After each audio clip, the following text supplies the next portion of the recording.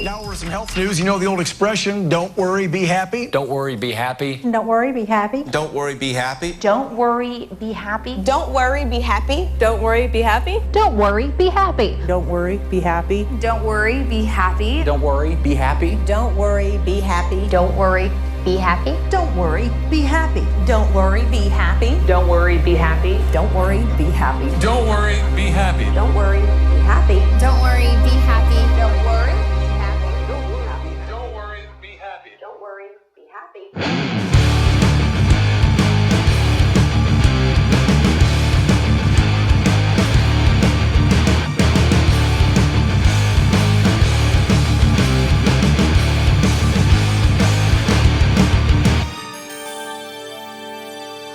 Ashley Banfield from a parking lot in Phoenix reporting via satellite with Nancy Grace, who seemed to be in the same parking lot in Phoenix.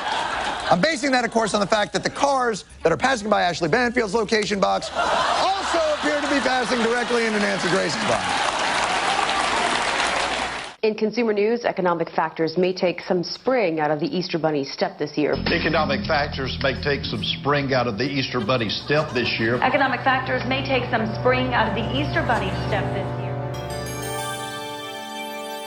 After faking a news conference, instead of facing the usual grilling from journalists, the Emergency Management Agency had its own employees, you see them sitting down right there, pretend to be reporters and ask the questions. Well, now the White House is responding. It is not a practice that we would employ here at the White House, or that we certainly don't condone it. We didn't know about it beforehand. FEMA has issued an apology saying that they had an error in judgment when they were attempting to try to get out a lot of information to reporters who were asking for answers to a variety of questions in regards to the wildfires in California. It's not something I would have condoned, and they, I'm sure, will not do it again. Could this be the end of email overload? Could this be the end of email overload? Could this be the end of email overload? Could this be the end of... We're going now to Saudi Arabia and Charles Jaco. Charles, are you still hearing me? Charles Yes, Jaco is just the air raid sirens are just now going off here near these U.S. bases in Saudi Arabia. We've sent the entire camera crews inside right now. We're all preparing to put on our gas masks, as we've been told. There are sounds of planes overhead. We don't know whose planes there are, but air raid sirens are going off insistently. There are military convoys on both sides of me. We're being told to get off this platform and get inside into the air raid shelter immediately. But right now, everyone's been training for this, and it looks like we may have to. All right, Charles Jaco, that doesn't mean that he is in any imminent danger. Of course, we can't know that. CD, if you need to take cover, I notice that you've got your gas mask in your hands. If you need to put it on, please do so. If you need to take cover.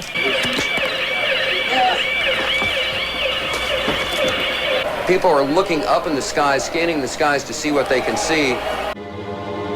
Hi, Atlanta. We're about to have a short course in missile identification. This is a Scud. You can tell it by its distinctive label. Now, when the missile is launched, the first thing you look for is the plume sticking out behind it. Now, when you detect this, you can tell it's been launched. Thank you. Graffiti on it? Yeah, show me graffiti. Larry King show or bust. Je suis un journaliste américain. Wolf. Wolf. Wolf.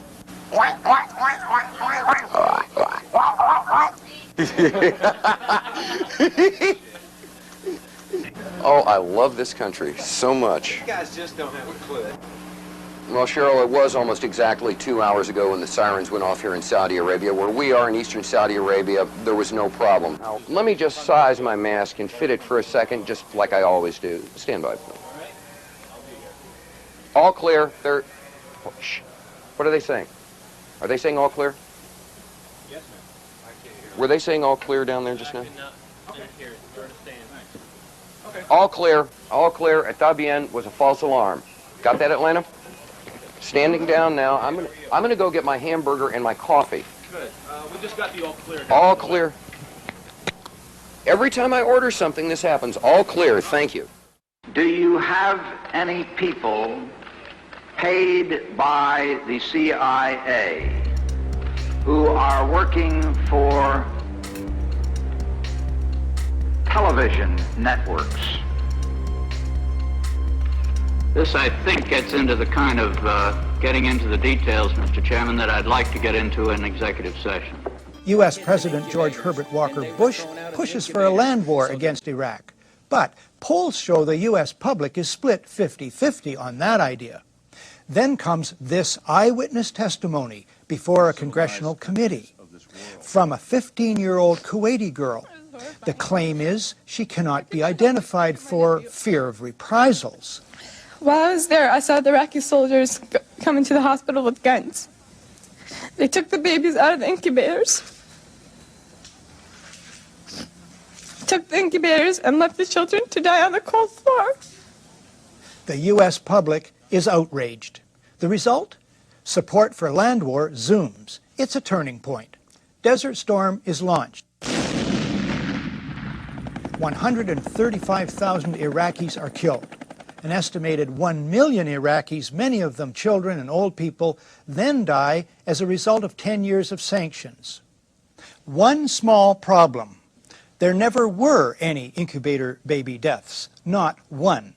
The Canadian Broadcasting Corporation's investigative flagship program, The Fifth Estate, reveals the girl to be the Kuwaiti ambassador's daughter, given her lines and coached in acting by the giant American PR firm Hill & Knowlton.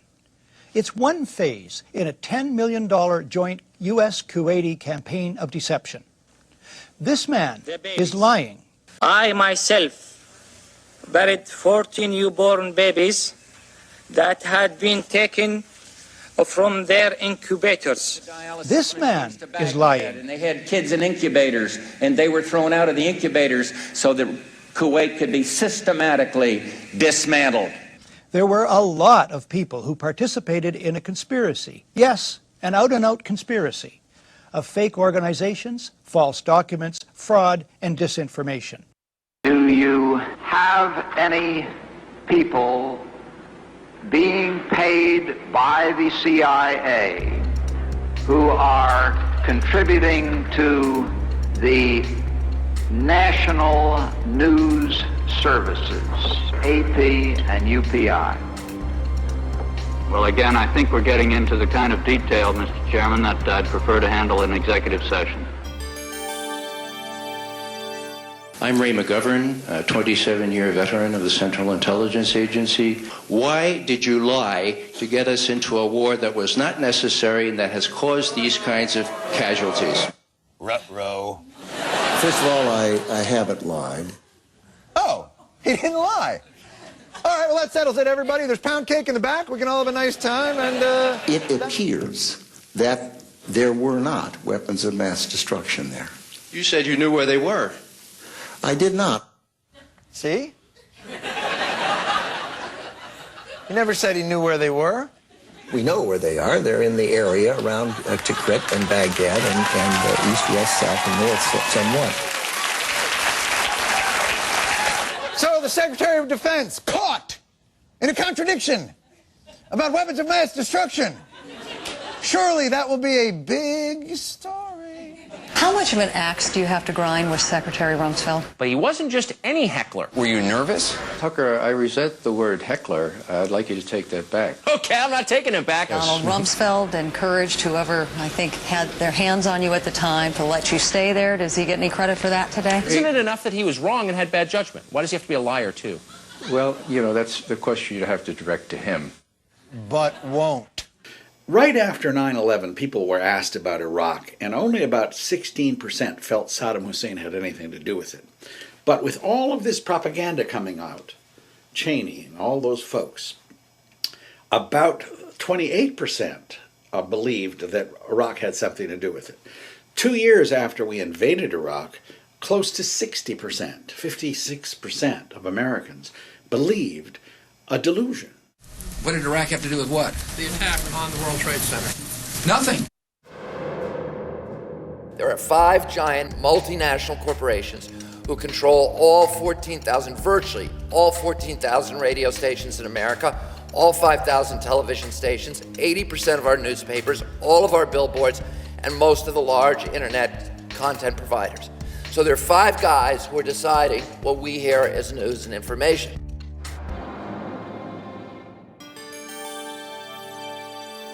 Iraq's continued defiance of the community of nations presents a challenge which must be addressed. Presents a challenge which must The member for Grindler. It is inherently dangerous to allow a country such as Iraq to retain weapons of mass destruction, particularly in the light of its past aggressive behaviour. If the world community fails to disarm Iraq, we fear that other rogue states will be encouraged to believe that they too can have these weapons. Whitney Houston died in a swimming pool. She had more than twice as much coverage on primetime TV than 250,000 people who died in Haiti. Lance Armstrong was involved in a doping scandal. Oh, my God. Almost 3 times more attention than we gave to the death of 250,000 people in Haiti. So 3 years after the Haiti quake, there are 378,000 Haitians who are still living in tents. Our Wolf Blitzer is not covering that story, okay? He's busy trying to entertain us.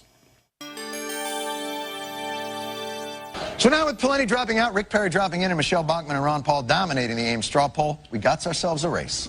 We have a top tier. It is Mitt Romney, Rick Perry, and Michelle Bachmann. We have a new top tier, and it's Perry, Mitt Romney, and Bachmann. There's now a top tier in this race, at least for now, of Romney, Perry, and Bachmann. I mean, I think that's fair to say. Really fair to say? You're not forgetting, I don't know, anyone, say an ideologically consistent 12-term congressman who came within less than 200 votes of winning the straw poll? Isn't anyone going to give that gentleman a little love? There's a top tier now of Bachmann and Perry and Romney, and, you know, we haven't mentioned, and we should. Thank you. We haven't mentioned, and we should, Rick Santorum, who did really surprisingly well for the amount of money and resources he had. Rick Santorum? He didn't get half of what Ron Paul got. He lost to the guy who lost so bad he dropped out of the race. Santorum?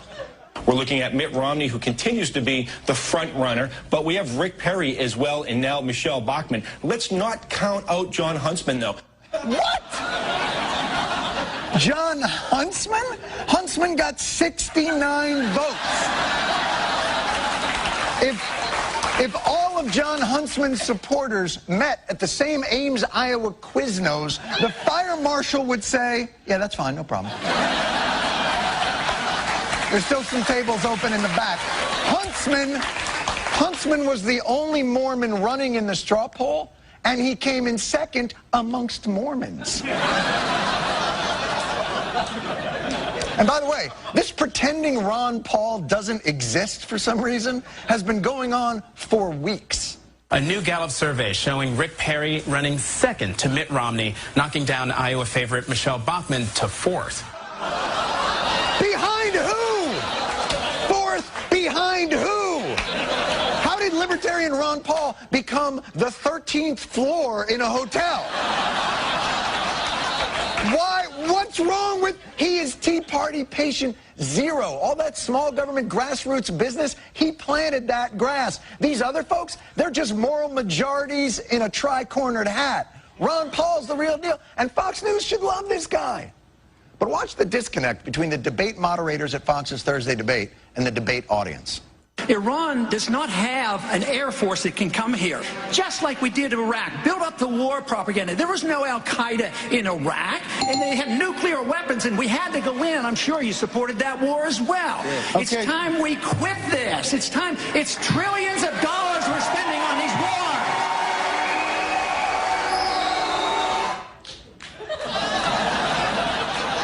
What's with the smirk and the eye roll? The crowd goes nuts, and you do one of these. There goes crazy Uncle Ron, babbling about the unsustainability of multiple wars. He's the one guy in the field, agree with him or don't agree with him, who doesn't go out of his way to regurgitate talking points or change what he believes to fit the audience he's in front of. And you're treating him like if this were Celebrity Apprentice, he'd be this guy. By the way, at the Ames, Iowa straw poll, Busey beat Huntsman 77-69. And even when the media does remember Ron Paul. It's only to reassure themselves how there's no need to remember Ron Paul. Right now, live, right next to the bus behind us, Ron Paul is speaking, and 7 of the candidates are here today. We have live pictures of Ron Paul, but you know what? We're talking about Sarah Palin, and we're talking about Rick Perry, the 2 people not in the race yet, Drew. And guess what, Paul? If you get video of Sarah Palin or get a soundbite from her, bring that back to us. You can hold the Ron Paul stuff. Your administration continues to make the use of video news releases, which are prepackaged news stories sent to television stations, fully aware that some or many of these stations will air them without any disclaimer that they are produced by the government. Comptroller General of the United States this week said that raises ethical questions. Does it raise ethical questions about the use of government money to produce stories about the government that wind up being aired with no disclosure that they were produced by the government? There is a Justice Department opinion that says these pieces are within the law so long as they're based upon facts, not advocacy. Jane, what more can you tell us about the Salomon Brothers building and its collapse? Well, only really what you already know. Details are very, very sketchy. As you can see behind me, the Trade Center appears to be still burning. We see these huge clouds of smoke and ash, and we know that behind that there's an empty piece of what was a very familiar New York skyline. 1,500 people are being treated.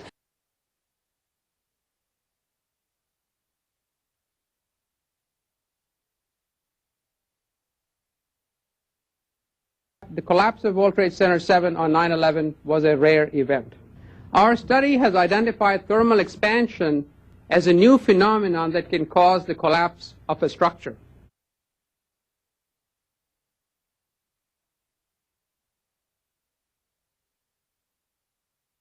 I scream, you scream, you know the rest. I scream, you scream. You know the rest. I scream, you scream. You know the rest. We received an order from one of Murdoch's apparatchiks, if you will, that we should cut away from our newscast and start carrying a fawning tribute to Ronald Reagan that was airing at the Republican convention.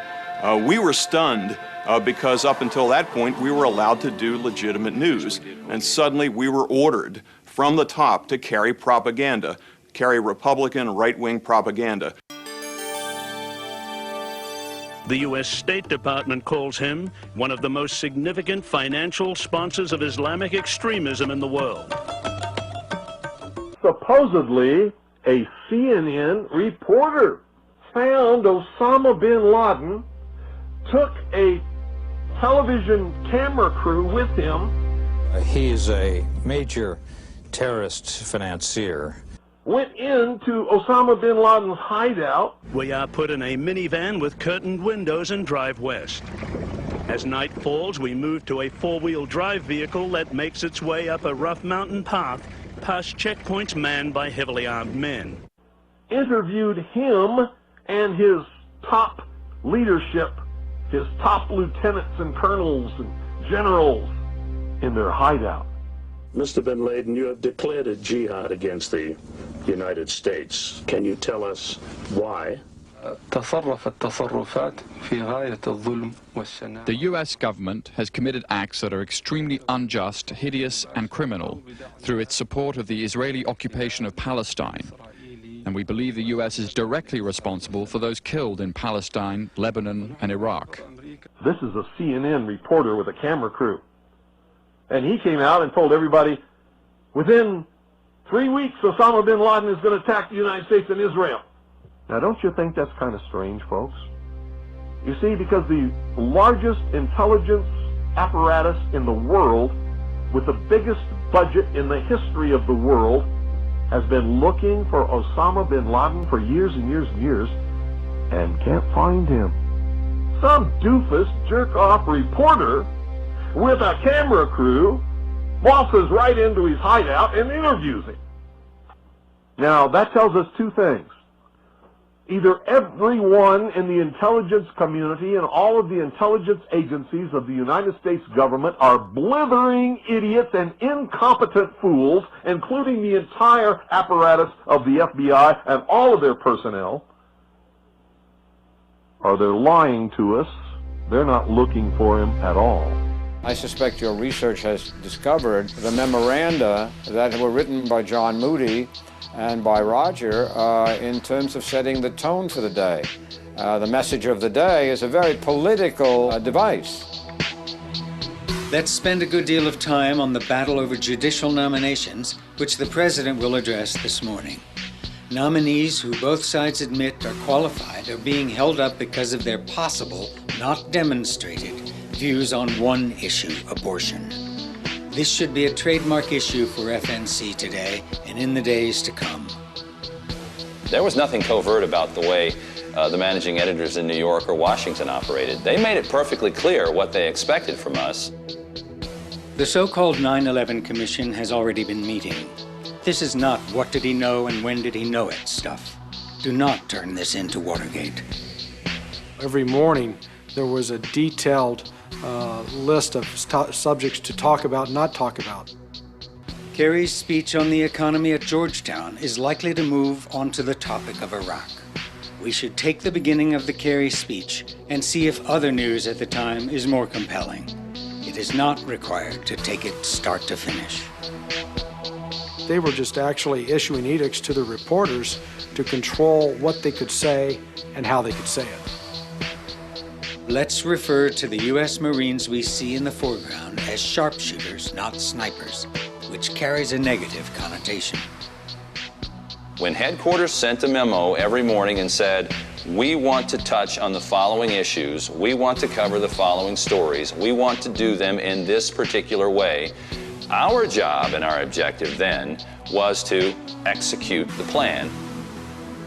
The pictures from Abu Ghraib prison are disturbing. Today we have a picture, aired on Al Arabiya, of an American hostage being held with a scarf over his eyes, clearly against his will. Who's outraged on his behalf? So here's just a segment of stuff that will never appear on American television.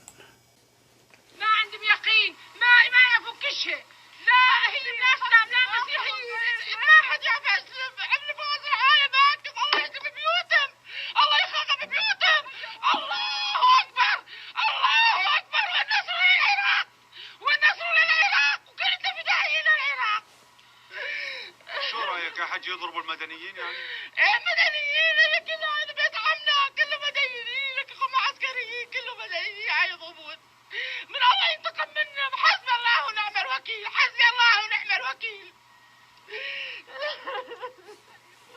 5 جنازات من جنازات فات بيت يا الله يا الله يا الله يا الله الله انتقم منهم الله خلحقنا منهم وينك الله وينك الله. So there are 100,000 stories like that simply do not get into our consciousness, and so we remain kind of immune from having to deal with the consequences of our collective behavior. The documentary that we just saw a clip of never aired. It never aired on CNN International. Why not? Well, I still haven't been given an exact reason as to why it didn't air. I went and visited with the president of CNN International, Tony Maddox, twice on behalf of my dumbfounded crew, and we were never given an answer. And so I started investigating the situation, Liz, after several employees who'd been at the network for years approached me and said, you need to look into this. There's something going on. It's very strange. They're not airing your documentary. And after some investigation, we found out that CNN International is actually making money from the Bahrain regime. They are a customer of Bahrain. Bahrain is paying CNN International to create content that shows Bahrain in a favorable light, and then air, also not only to create that content, Liz, to then air that content on CNN International. And in one of the shows, it was called I List Bahrain. It was back in 2010. It was sponsored by Bahrain. And Richard Quest was live from the country for a week talking about the Formula One race and how progressive Bahrain was and how the Crown Prince was a reformer.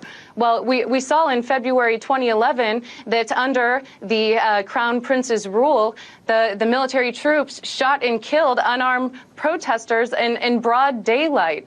And this is very dangerous because what CNN is doing, and they're not only taking money from just Bahrain, they've also produced similar content for Georgia, Kazakhstan, and other nations as well, Lebanon.